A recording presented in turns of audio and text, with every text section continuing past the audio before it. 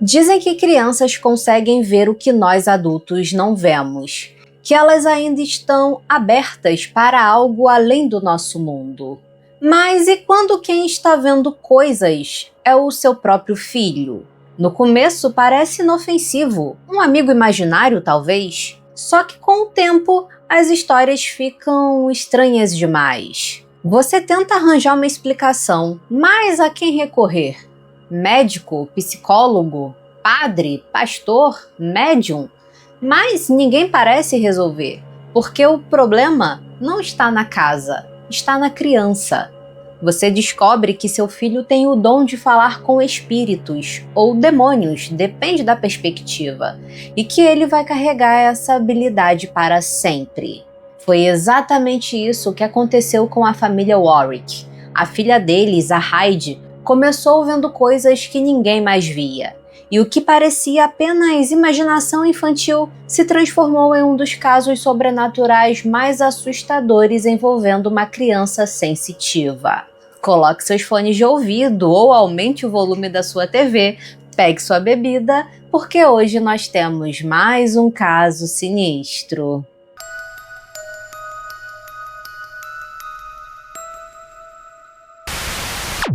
Hyde nasceu em 1984, filha de um jovem casal chamado Lisa e Andy Warwick. A infância de Hyde foi tranquila como de qualquer outra criança. Ela gostava de brincar, era alegre, gentil, uma criança comum. Seus pais eram como qualquer jovem casal tentando fazer as coisas certas. Queriam dar à filha um lugar seguro para crescer, longe da cidade, longe da criminalidade, um lugar tranquilo e pacífico onde uma criança pudesse simplesmente ser criança. Depois de um ano inteiro de buscas, encontraram a casa perfeita. Em fevereiro de 1989, eles conseguiram comprar a primeira casa própria da família em Ellerslie, na Geórgia, Estados Unidos. A casa era bem espaçosa, com 3 quartos e um grande quintal. Ellerslie era uma região bem pequena, típica de interior. Na época haviam poucos moradores, mas era agradável, tranquilo e considerado um lugar seguro para se viver. A família estava muito empolgada com a casa nova. O único problema é que não haviam outras crianças na vizinhança para Hyde brincar. Então ela tinha que brincar sozinha, apenas ela e seus brinquedos. Mas ela não se importava com isso. E então, apenas alguns dias depois de se mudar, algo aconteceu que mudaria tudo. Alguns dias após se mudarem, enquanto a Lisa limpava a casa, Hyde brincava no quintal sozinha, até que um senhor se aproximou dela. Era um homem idoso usando terno e gravata, e ele perguntou o nome dela e quantos anos ela tinha. E criança não tem maldade, ela respondeu às perguntas do senhor e ele a convidou para brincar no balanço. A Hyde então correu em casa para perguntar à mãe se ela poderia ir no balanço com aquele homem, e a Lisa ficou desesperada, foi até o quintal ver quem era, mas quando chegou lá, não havia ninguém. Ela trancou a porta e explicou a Hyde que não deveria brincar ou falar com estranhos, e não permitiu mais que a filha saísse naquele dia. Obviamente, qualquer mãe pensaria o pior. Então ela ligou para o Andy e a primeira reação dele foi voltar para casa correndo e procurar pelo homem armado pela vizinhança. Para ele, aquele homem queria sequestrar a Hyde e acho que qualquer pai ou mãe pensaria o mesmo. Depois de procurar por horas na região, ele não encontrou ninguém com a descrição que a Hyde tinha dado. Só que com o passar das semanas, a Hyde continuava falando daquele homem, e ela disse que ele se chamava Sr. Gorey, e que ele estava sempre brincando com ela no quintal. Os pais perguntaram aos vizinhos se eles conheciam alguém com aquela descrição, um senhor de cabelos grisalhos, que usava terno e gravata escuros, mas ninguém conhecia alguém que batesse com aquela descrição. A Lisa passou a ficar mais atenta a Hyde e percebia que a filha estava sempre falando sozinha no quintal. E certo dia viu a Hyde sair andando com a mão levantada, como se ela tivesse de mãos dadas com alguém. Até que um dia a Hyde contou para a mãe que o Sr. Gorey tinha visitado enquanto ela estava na cama. Então Lisa teve certeza de que o Sr. Gore se tratava de um amigo imaginário e que, como ela não tinha com quem brincar, desenvolveu esse amigo em sua imaginação para lhe fazer companhia. Só que então as coisas foram ficando mais estranhas. A Hyde o via em vários lugares e passou a pedir para que a mãe servisse até mesmo um prato de comida para ele. Só que obviamente não havia ninguém, pelo menos não fisicamente. E a Lisa passou a ficar preocupada porque cada vez mais a Hyde preferia ficar sozinha com esse Sr. Gore. Mas ele não seria o único amigo imaginário de Hyde. Um dia, enquanto brincava, um homem bateu na porta e a Hyde atendeu. O homem vestiu uma blusa branca e uma calça jeans, porém ele estava ensanguentado e sem um braço. E esse homem disse que se chamava Con. A Hyde correu para chamar a Lisa, falou sobre o homem na porta e a Lisa achou que fosse o Sr. Gore. Mas quando a Hyde disse que o homem estava com sangue e sem um braço, ela pegou uma faca e correu até a porta. Só que, mais uma vez, não havia ninguém lá. E ela acreditou que fosse mais uma invenção da Hyde. E por um bom tempo, os dois espíritos, o do Sr. Gore e do Con, foram as principais presenças, e eles nunca machucaram a Hyde. Mas havia uma terceira presença naquela casa, uma diferente, que não tinha nome, identidade e nem rosto, apenas uma sombra escura. Uma figura negra que Hyde via parada no corredor, movendo-se pela casa. E toda vez que ela via essa figura, sentia um frio intenso. Hyde tinha pavor dela. Lisa ficou muito preocupada com a filha. Para ela, aquilo não era normal. Então ela conversou com a sua irmã Joyce, tia da Hyde, sobre o que estava acontecendo. A Joyce se mudou para a casa ao lado para ficar mais próxima da família. E logo no dia da mudança, ela viu que a Hyde estava brincando sozinha e falando o nome de um Sr. Gore. E a Joyce achou aquilo muito bizarro. Até que certo dia, a ex-proprietária da casa da Joyce foi visitá-la para entregar alguns documentos que faltavam da casa. E a Joyce viu que um dos documentos estava assinado por um homem chamado James Gore. Ela lembrou na mesma hora do amigo imaginário da sobrinha e perguntou à mulher quem era esse James Gore. E ela disse que esse Gore era um amigo da família que morava em uma das casas na vizinhança, mas que havia morrido em 1974. A Joyce foi até a Lisa para contar o que havia acabado de descobrir, mas elas ficaram incrédulas, não queriam imaginar que a pequena Hyde estivesse se comunicando com alguém que nem estava mais vivo, ou que era o mesmo Gore, amigo imaginário da Hyde. Intrigada, Lisa foi até a biblioteca do município para ver se encontrava algo sobre esse James Gore. Eu não sei o nome, mas é muito comum nessas bibliotecas terem aquele aparelho que você encontra jornais antigos, sabe? Eu vou deixar uma imagem na tela para vocês. Lisa encontrou vários documentos com a assinatura desse homem. Como ele era amigo da família que era dona daquelas propriedades, ele tinha uma procuração para ser o responsável legal e assinar esses documentos. E quando Lisa foi conversar com a Hyde e explicar que o Gore que ela via não era real, a Hyde disse que para ela ele era muito real, de carne e osso. Lisa então decidiu levar a Hyde até o túmulo do Sr. Gore para mostrar para ela que ele não estava mais vivo. E o mais bizarro é que quando chegaram no cemitério, a Hyde parecia saber exatamente aonde era a sepultura do Sr. Gore. Ela foi diretamente até a sepultura dele, sendo que ela não sabia ler e nunca tinha ido naquele cemitério. Só que para Lisa aquilo era preocupante. Como a filha dela, de 4, 5 anos, estava vendo e falando com um homem que morreu 10 anos antes da Hyde nascer. O Andy, na tentativa de fazer sua filha esquecer esse amigo imaginário, deu um cachorro de presente para Hyde. Um dia, a Lisa estava conversando com uma sobrinha na sala, quando, de repente, o cachorro começou a latir para a cozinha. Ela levantou e foi ver o que era, mas o cachorro latia furiosamente para o nada e rosnava como se quisesse atacar algo.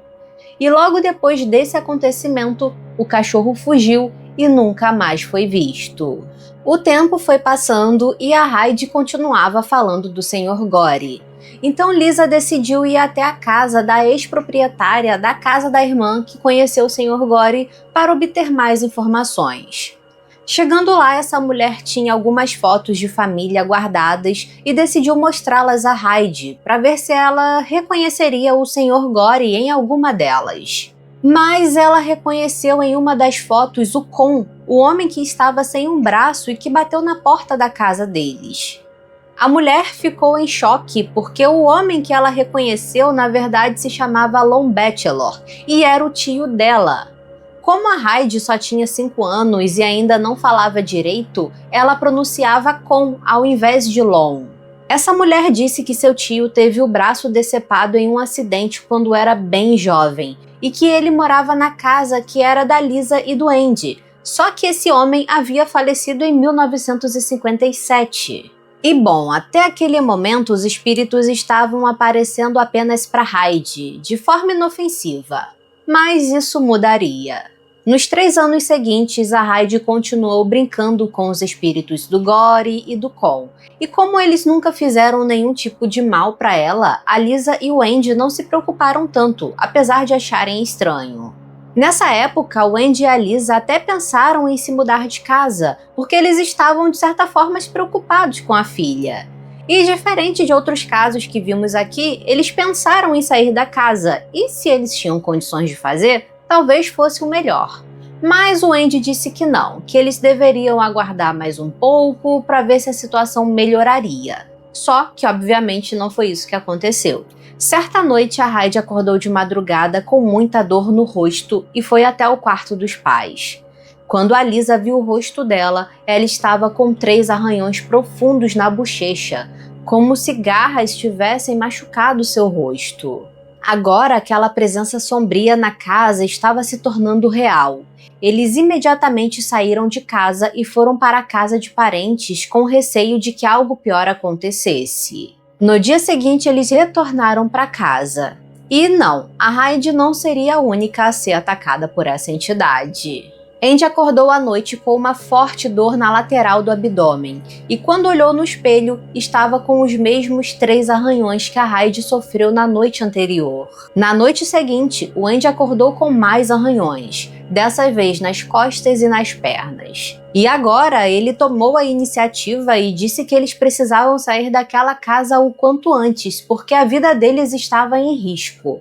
Mas Lisa disse que queria tentar chamar um especialista antes de se mudar. E nessa mesma época, em 1993, a Lisa engravidou novamente da filha mais nova chamada Jordan. Mas assim que a Lisa descobriu a gravidez, a Hyde passou a ver aquela figura sombria com mais frequência. Ela via o Gore e o Con e não tinha medo deles, mas quando aquela figura sombria aparecia, a Hyde ficava apavorada. Com a gravidez, as atividades paranormais dentro da casa ficaram mais intensas, sendo presenciadas até mesmo por amigos e familiares que iam até lá para visitar a família, como objetos se movendo e barulhos inexplicáveis. A moça da biblioteca que Lisa tinha ido deu a ela o contato de um investigador paranormal chamado Dr. William Rowe, um renomado parapsicólogo. Após ouvir todo o ocorrido, o Dr. William aceitou ir até a casa dos Warwick para investigar. Para ele, esse caso seria um desafio, porque ele estava acostumado com casos de aparições, fenômenos poltergeist, coisas que ele explicaria com ciência. Agora, uma criança falando com uma pessoa morta e pai e filha sendo machucados enquanto dormiam eram coisas totalmente incomuns para ele. O Dr. William entrevistou o Andy e a Lisa, como de costume, para ter certeza de que aquele caso não era uma farsa, ou então algum tipo de distúrbio psicológico. Descartada essa hipótese, o Dr. William decidiu testar a Hyde. Ele conseguiu uma foto bem antiga do James Gore e misturou com várias outras fotos de homens idosos e deu para a Hyde ver. E bizarramente, ela pegou a exata foto do Sr. Gore e mostrou para o Dr. William. O parapsicólogo então levou uma equipe e alguns aparelhos até a casa para iniciar uma investigação mais aprofundada. Eles testaram a temperatura em toda a casa, como eu disse antes, a Hyde costumava sentir uma queda brusca de temperatura quando aquela figura sombria aparecia. Mas durante os testes a temperatura permaneceu a mesma em todos os cômodos, sem oscilação. Os cientistas decidiram instalar sensores pela casa para verificar as atividades durante a noite. E de fato foi registrado algo que poderia explicar as atividades paranormais na casa. Ao analisar esses dados, eles notaram que de madrugada houve um aumento significativo no campo eletromagnético no quarto do Andy e da Lisa. Então os cientistas concluíram que essas oscilações eletromagnéticas poderiam estar causando essas experiências paranormais na família, principalmente na Hyde por ser a mais sensível. Mas, mesmo chegando a essa conclusão, o Dr. William nunca conseguiu explicar o que teria causado os arranhões em Hyde e no Andy. E como era de se esperar, os fenômenos sobrenaturais na casa continuaram com o passar dos anos. Lembra que eu falei que a Hyde teve uma irmã mais nova chamada Jordan? Pois bem, a Lisa presenciou a Jordan conversar sozinha. E quando a Lisa se aproximou e perguntou com quem ela estava falando, a Jordan respondeu que era uma garotinha que tinha morrido em um acidente de carro. Hyde chegou a ver o espírito dessa garotinha andando pela casa, assim como outros espíritos. E a Lisa passou a ser atormentada por vozes em seu quarto, sussurros que somente ela ouvia e descrevia como demoníacos. Foram cerca de 10 anos vivenciando coisas inexplicáveis. A Lisa, preocupada porque aquelas manifestações não deixavam sua família em paz, decidiu levar todos para uma igreja evangélica. Só que por algum motivo que não é esclarecido, o Andy voltou a entrar em contato com o parapsicólogo Dr. William e contou sobre a Jordan ter conversado com o espírito e sobre a Lisa ouvir vozes. E para mim essa decisão foi um pouco estranha, porque se eles já estavam na igreja, por que não procurar o pastor? Mas enfim, o Dr. William retornou à casa e entrevistou toda a família, assim como ele fez da outra vez. E ele chegou à conclusão de que tanto a Hyde quanto a Lisa eram médiums, e essa mediunidade foi herdada da família da Lisa. O doutor continuou afirmando que tudo era causado por oscilações no campo eletromagnético da propriedade. Então ele sugeriu chamar um médium profissional para ir até a casa. Os Warwick não tiveram contato com essa médium, eles precisaram sair da casa antes da chegada dela. De acordo com o Dr. William, ele não queria que a médium tivesse qualquer contato ou informação que pudesse influenciar na sua avaliação. A médium chamada Amy Allan sentiu uma forte presença sobrenatural na propriedade. Ela encontrou uma entidade masculina e o chamou de zelador.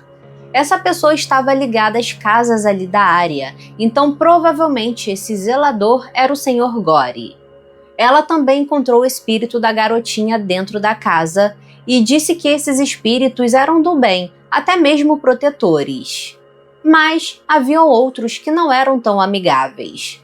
Amy encontrou o espírito de 2 homens idosos e um homem mais novo que não tinha face e emanava uma raiva muito forte. Muito provavelmente era aquela figura sombria que a Hyde via e ficava completamente apavorada. E de acordo com a médium Amy Allan, como a mãe e a filha eram médiums, mudar de casa não iria ajudá-las a resolver o problema. Depois da visita dessa médium, a Lisa entrou em contato com outro médium que frequentava a mesma igreja que ela. Esse médium disse ter sentido uma forte presença demoníaca no quarto da Lisa e do Andy e no quarto da Hyde. Mas ele disse que parecia sentir uma outra presença na casa que estava tentando proteger os Warwick daquela presença demoníaca. Então esse médium aconselhou Lisa a procurar o pastor da igreja para pedir ajuda. Todos aqueles especialistas, médiums, tinham ido até a casa, mas nenhum de fato conseguiu resolver o problema da família.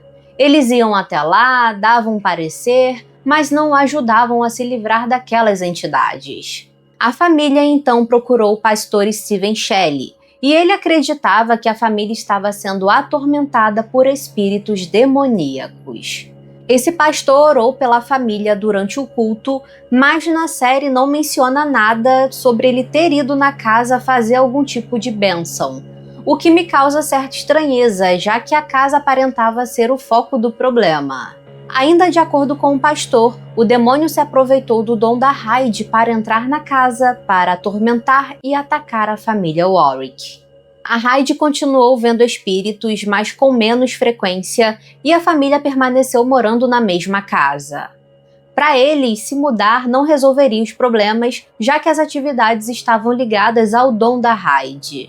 O caso da família Warwick acabou atraindo a mídia e ganhou grande repercussão na época.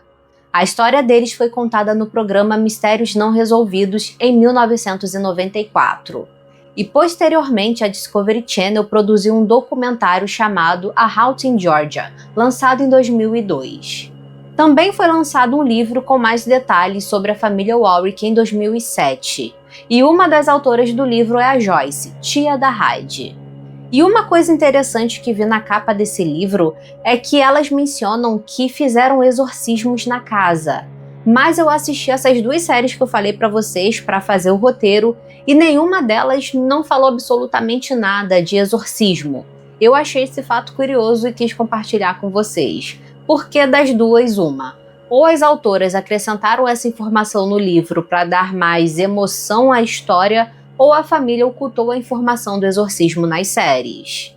O caso da família Warwick também serviu de inspiração para o filme Assombração em Connecticut 2, Fantasmas da Georgia, lançado em 2013. Mesmo tendo atraído a atenção da mídia, a Hyde tentou levar uma vida comum. Ela se formou, casou, teve filhos e entrou na área da medicina. Hoje, a Hyde busca ajudar pessoas que tiveram as mesmas experiências que ela, ensinando-as a lidar com esse dom.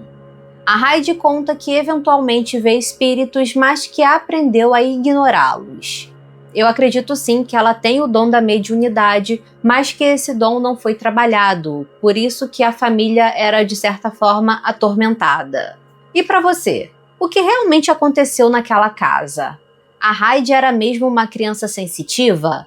Ou seriam demônios? Ou seriam os efeitos eletromagnéticos no cérebro da Hyde? O que você acha? Comenta aí pra mim. Aproveite para maratonar a playlist que tá aparecendo aí na tela para você. Se você gostou do vídeo, deixa aquele like e um comentário para ajudar no engajamento. Considere fazer parte do clube de membros para ter acesso a casos exclusivos. Muito obrigada por assistir e até o próximo caso sinistro.